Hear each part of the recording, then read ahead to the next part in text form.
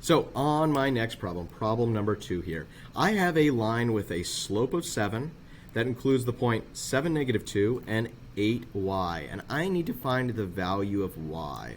So in order to do that, I'm going to once again use my slope formula. My slope formula is m equals y2 minus y1 divided by x2 minus x1.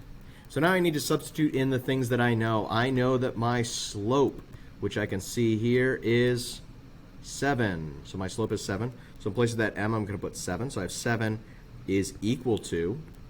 Now, I don't know what my y values are yet, my y2 and y1, because I haven't labeled those yet. So let's go ahead and label those. We'll say that this point right here is point number 1, and then this other point is point number 2. So if I'm going to find my y2, that's going to be right here in my second coordinate point. My first coordinate point is going to be y1. And then just like when we're finding slope, our x coordinate comes first. We've got x1 here and x2 over on the second point.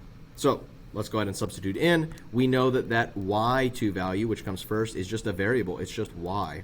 So we're going to say y minus, and then our y1 value is -2. So we have y minus -2.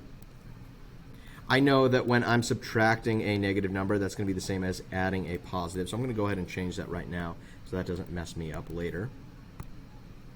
And now I'm going to go ahead and divide that by x2 minus x1. Now my x2 value was 8. My x1 value was 7. So I have 8 minus 7. Now this problem's a little bit different because my slope is not a fraction yet. So I need to convert that to a fraction, and to convert a whole number to a fraction, we're just going to put it over 1.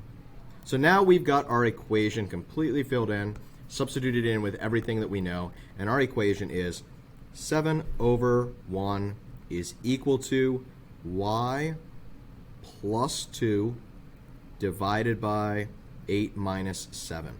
So now let's go ahead and simplify this. We have 7 over 1 is equal to y plus 2. We're going to simplify our 8 minus 7. 8 minus 7 is 1. So we have 7 over 1 is equal to y plus 2 over 1.